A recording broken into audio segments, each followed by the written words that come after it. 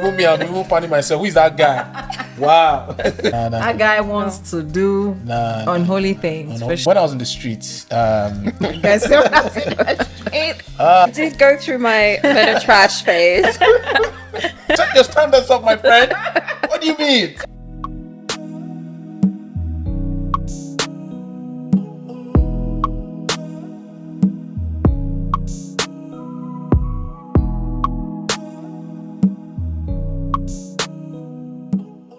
Hi guys, welcome to the conversation. So I have Tobi and Kim with me. Thank you guys for coming. I'm happy that you're here. Anytime. I've been friends with Tobi for a while, and Tobi introduced me to Kim recently. So we're talking about Bye Bye Boo. Obviously, the single's coming out. Well, it would have been out by the time this is out, but you guys haven't heard it. So I'm going to play a bit of it for you to hear, and then we're just going to have a little conversation about the song and the themes of the song. Yeah, That's okay. Good. Let's do this. All right. So my first question is, as far as I know, this is your first relationship where you're kind of fully devoted to your faith walk or your faith journey. Yeah. How would you say it's different from how you dated in the past? Okay. Do I go first, or do you want to go first? We can go first. Yeah. You can go first. How is it different from my previous relationships? So there is intentionality in this particular relationship. There is a conscious effort to be better, to work on myself, and to be honest, more importantly, to actually follow God and honor Him in the relationship.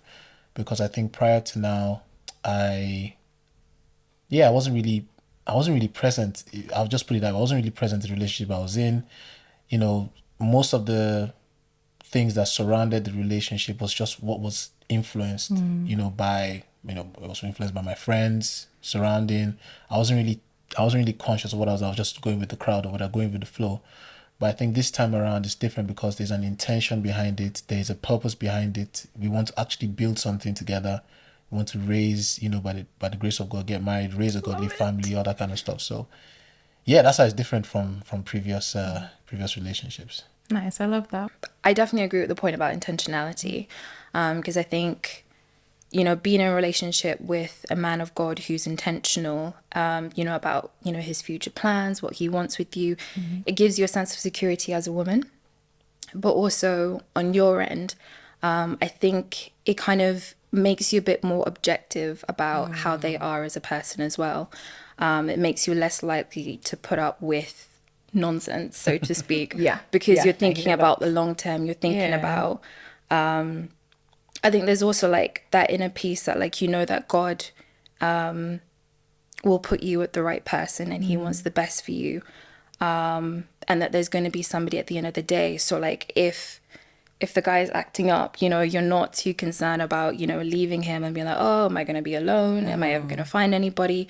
You have that inner confidence that, what, God's got me. Yeah. So, I don't need to put up with this man and accept this kind of love that he's given me. Was there a mindset change for either of you? 100%. Just to put it plainly, 100%. There was a mindset shift. And it's a process. It's still a process. Because when I look back to the mindset I had pre-2019, I can see the change. I can see the evolution in the mindset. Because, the things I wanted were, like I said before, it was influenced by, society, influenced by my friends, just influenced by other things, influenced by what was in the world. But, this time around, there was a mindset shift where I actually wanted to pursue what was right. I think that's the key thing. I wanted to pursue what was right. Over time, I'll say towards the pandemic, when we went into the pandemic, that was, if I'm meant to pinpoint a particular point where there was a mindset shift, I'll say it was sometime in October or November 2020. That's specific. I know that there was a mindset shift. That period was very turbulent, especially for us, because we had to have tough conversations, things that we're avoiding, and that mindset, it was different. It was different that period. The thing that was in my mind was to start to pursue what was right, and during that period, I actually questioned everything. why do I call this thing right? So for example, the concept of abstinence. Why do I have to abstain? Because, sometimes when people tell you, like, and I guess it's something I was dealing with when I was younger, you shouldn't do this, you shouldn't do this. Why shouldn't I do this? Sometimes experience, when something bites you, then you realize that touch fire, yeah, exactly.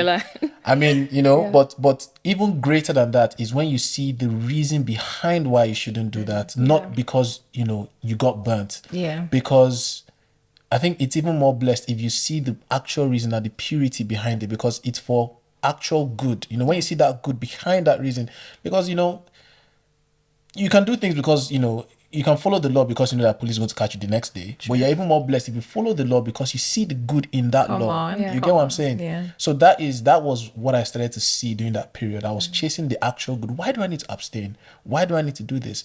And that's done the journey. And here we are.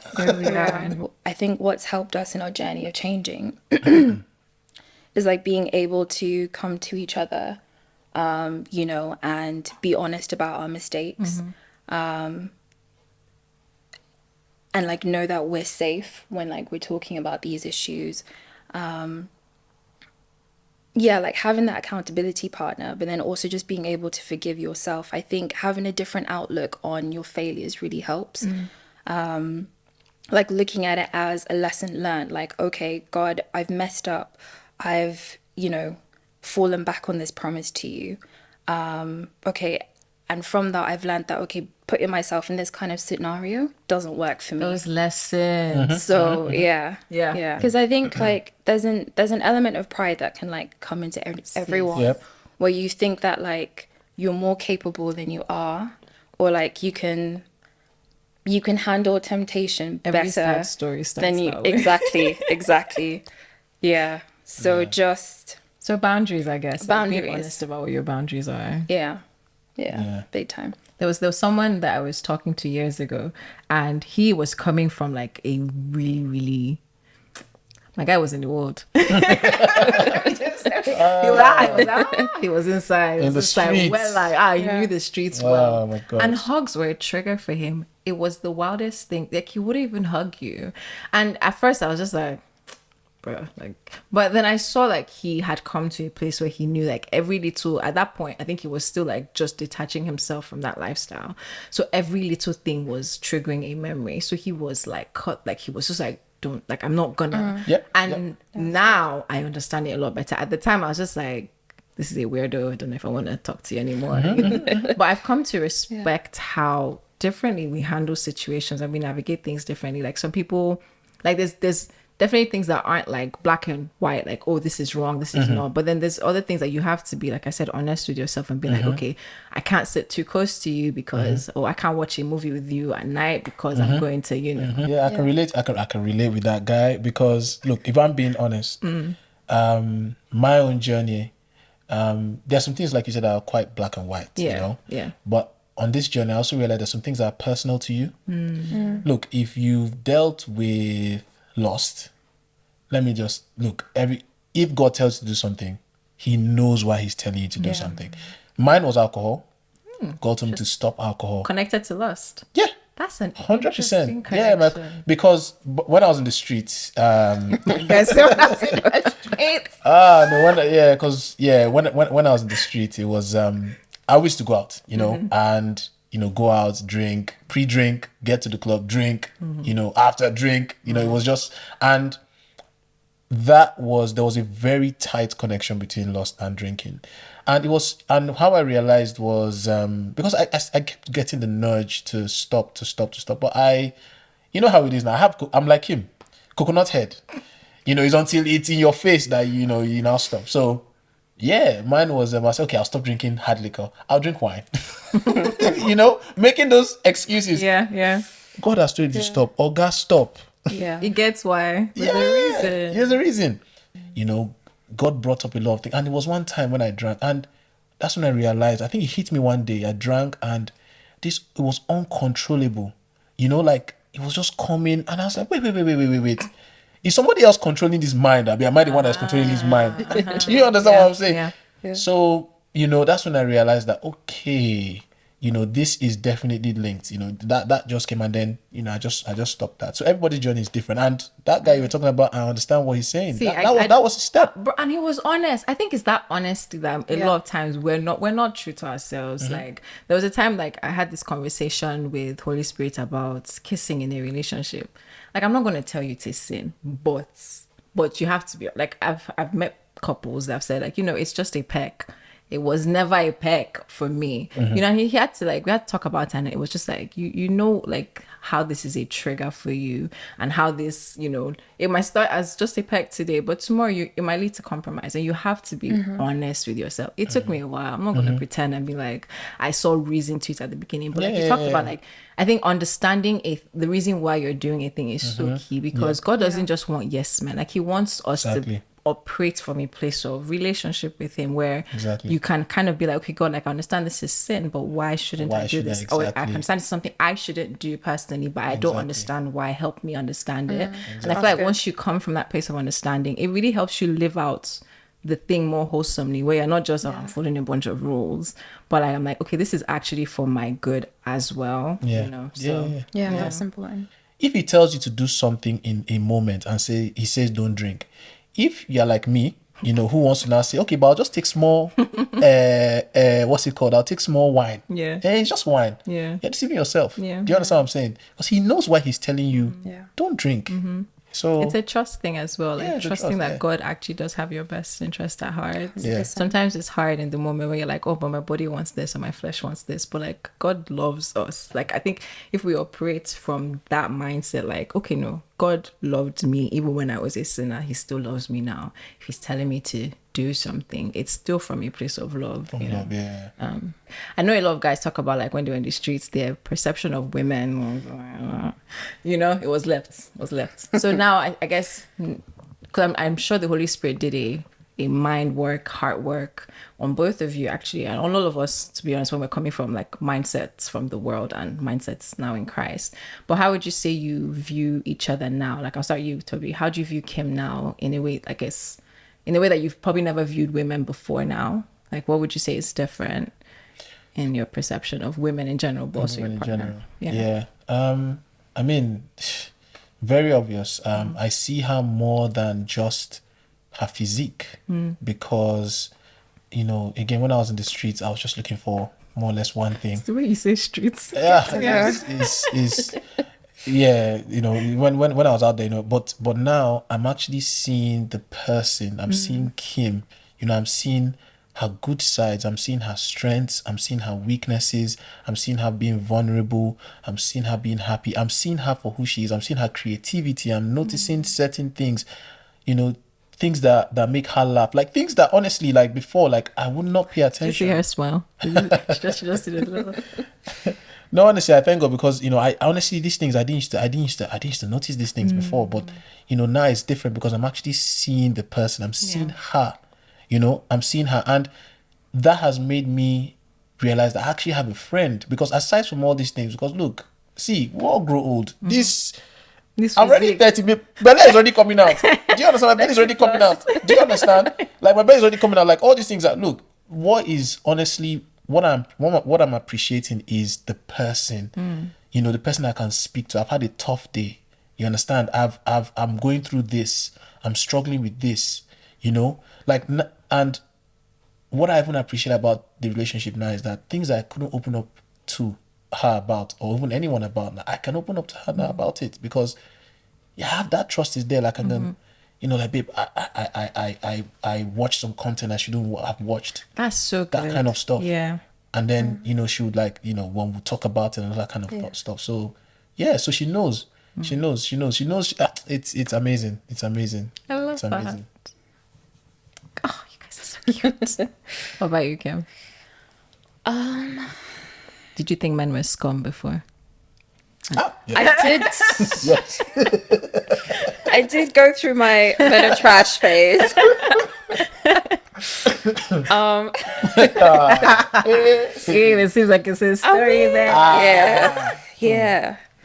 I mean, your species is something else sometimes. No, I wouldn't even lie. I agree, man. It's not. We are quite There's some work to be done. There's in some that work to be area. done. I'll put it that way. Responsible men, there's some work to Yeah. get more responsible men out there. For sure. For Yeah. sure. 100%. So do you still think men are scum? Or No. Not no. that's good. No. But I think the main perception that you changed for me was like Christian men. Because I think not church well boys. at least from like our age bracket, you know, like you can have some Christian boys in church who aren't really there for God. And I think during uni, like that is what I saw. And I just kind of thought, you know, that's majority of Christian men. But obviously meeting you kind of, you know, showed me that, no, that there are some good men out there. There are some men who are focused on God, who, you know, won't just make promises for now. Especially in terms of like abstinence, I think that was a major thing. Because at least in the church that I was going to, like people would, you know, appear Christian on the surface, but like behind closed door, it's a whole different story. And for us, like it was a journey, but ultimately I think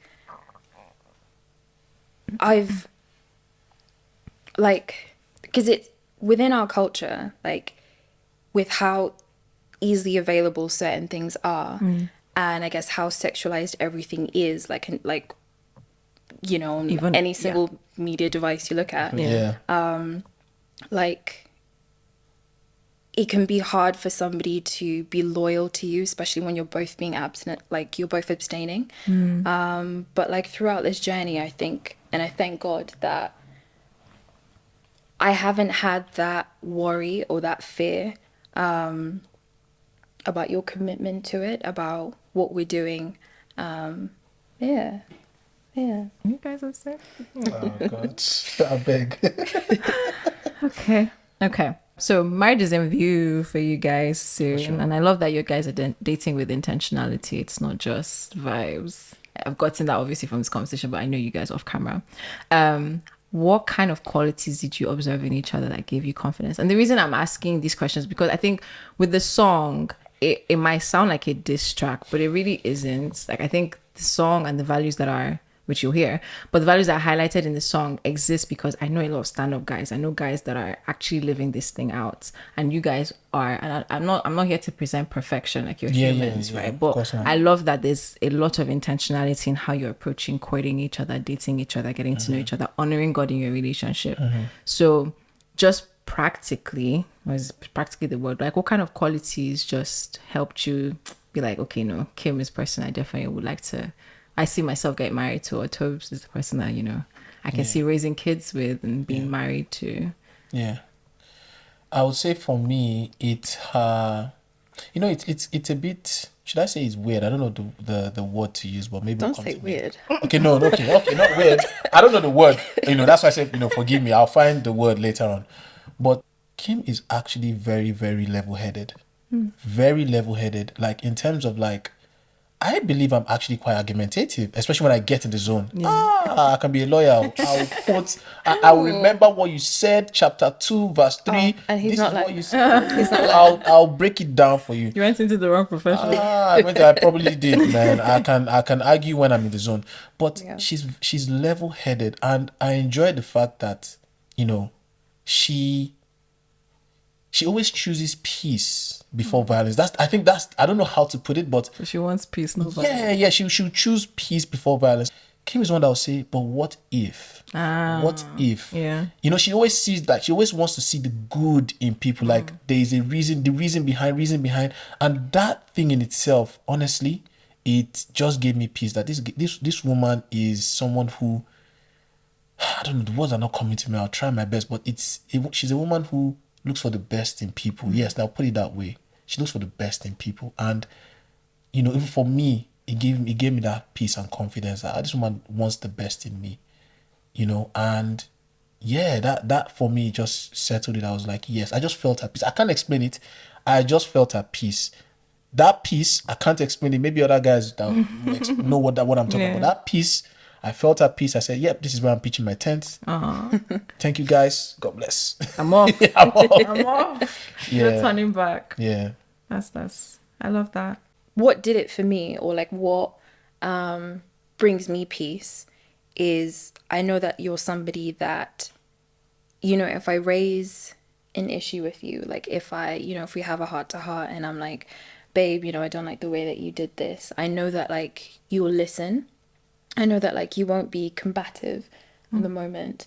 Even if, you know, for whatever reason we do have an argument at the beginning, like I know that at some point there will be a resolve, and you will, you know, do your best to try and make me happy. Like you'll listen. You yourself will be level-headed. Like you, I guess, I don't know if this is a good phrase, but like you take criticism well.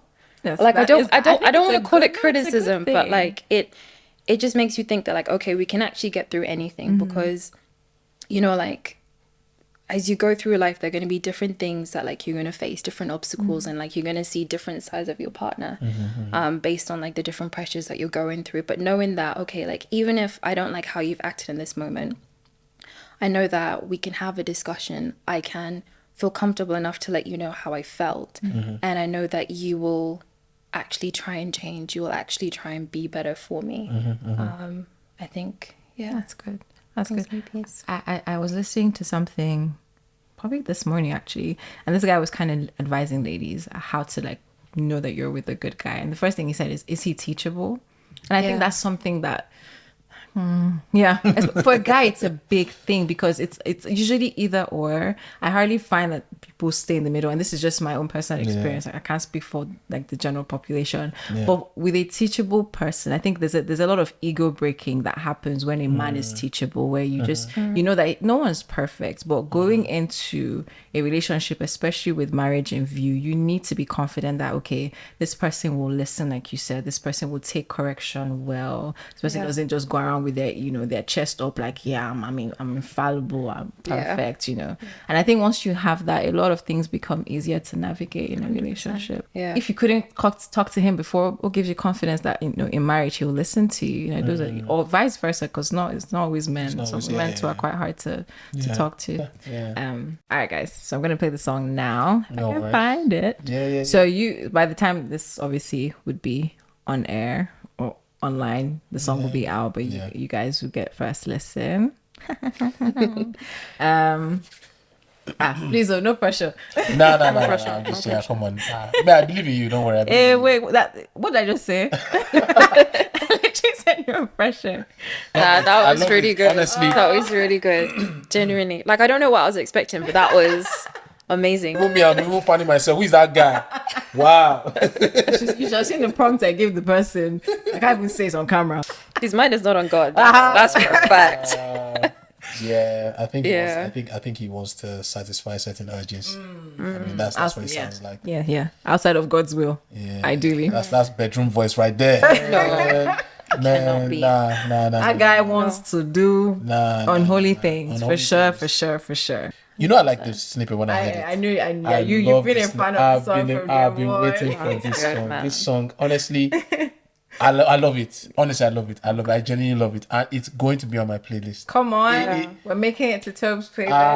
No. I don't say it like I see it in my playlist. But yeah, no, I love it. I love it. You know, I love the snippet. I love the song. It's saying really the right good, man. message. And This it's body, Yeah, yeah, it is. Yeah, this body is for God's son.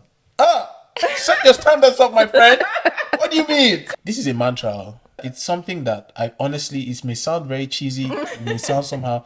It's something that honestly, if you play at the right time, if you're feeling vulnerable, Yeah. like you're feeling It will in the charge corner, you like up. it will charge you. Why am I even doing this? It will give you that confidence. Like, this is why I should keep my 100%. this is why I should keep my Our standard. I'm telling generation you. needs it. Yeah. They need it. I'm telling you, especially because people say that responsible men are rare now. So the one you see, you just try and grab very quickly. But Bruh. but the Yeah. thing, but you know, when you're thinking of dropping those standards, like maybe let me just entertain. When you this song Play this song. is a mantra. I'm on, telling you come to on, remind guys. you Yeah. why you're on that journey in the first place. So Lola, proud of you. Aw, thank Yeah, you. no, I'm proud of you. Thank you. Honestly, I'm it's glad you amazing. love it. Yeah. Hopefully, people relate to the song as No, well. of course. How could they not? How How could they not?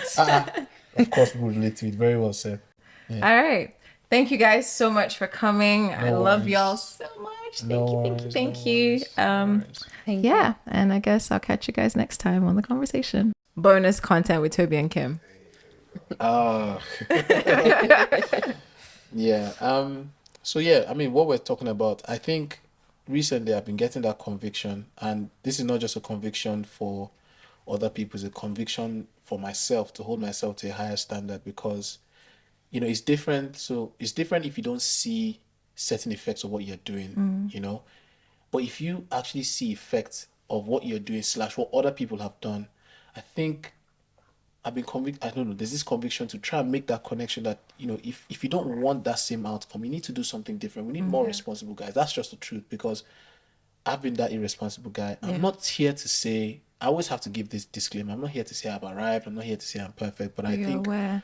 I'm aware. That's the word. I'm aware that I have to be better. You have to come on. Like there's beauty on the other side. Like because on the before I used to look at it like this is just like what's all this like goody two shoes, it's just for church boy. In fact, I used to hate church boys and all these people would now Like I said, church boys get bad rep. It goes many ways. God, I'm like this one. I would like they used to irritate me. Like I just wanna just mumu. I'm serious. Like that's what I used to do. That's what I used to think. But that was just foolish of me because actually, especially the ones that were genuine. Like this is actually very good. There's peace on that side. I'm telling you, and the devil has a way of covering. You see that he has a way of blocking and not making you see the should I say the good on the other side, like why you should. Because I know it came as rules, for most of us growing up. Don't do this, don't do this, don't do this. But you see, like I said, the first place I would advise most guys question it. Look, don't even say don't abstain because you saw it in the Bible. Honestly, question it. I would question it. Why should you do this? What is the benefit of this? Question it. Question. And if your heart is intentional that you really want to And know, in the right place. and the right place, I the God that I serve, or the one that has led me where I am, or the one that has picked me from nonsense and From the picked me, streets. like the one that has showed mercy to me, or my life that is messy. My life is messy. The one that showed me mercy, I know that if you are on that journey and you're intentional, you would see it. There is no how you see it. It's not even, you would see it. You see it there. I'm telling you.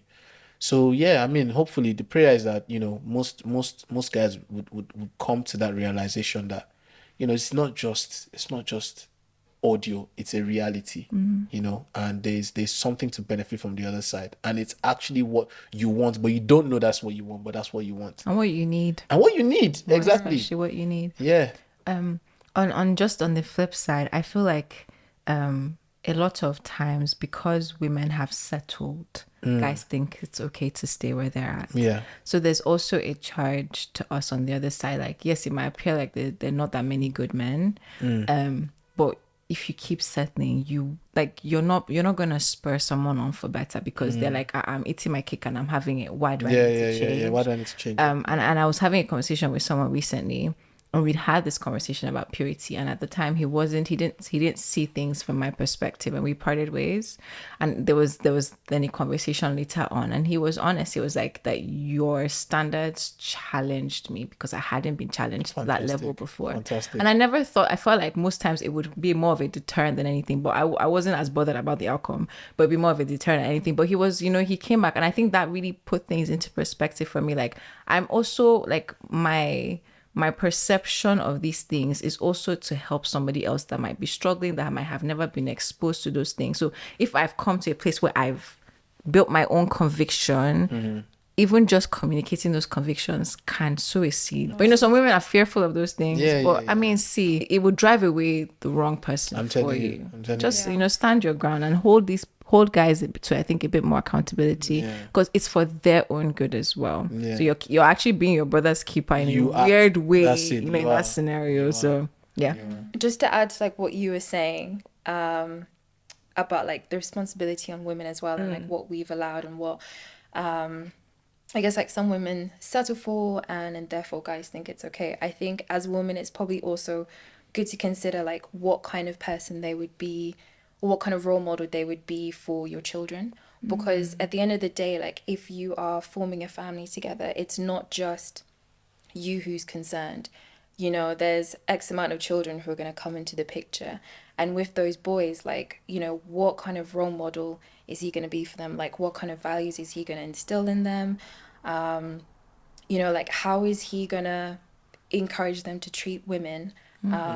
That's really, really important. Like, if that makes you uncomfortable, then you already have your answer. Yeah, because you're not just picking a partner, you're picking a father for your children. I don't think people think that far, you know. And sometimes it works out where people like, oh, I don't want to be like my parent, but you're taking a gamble with your children that they might decide not to do what they saw their parent do, or they might be exactly who they saw their parents exactly, you know, and that's the more as. likely thing.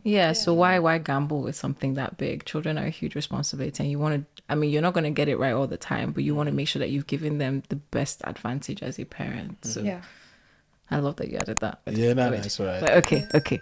Now for real. Goodbye. Bye. I can't.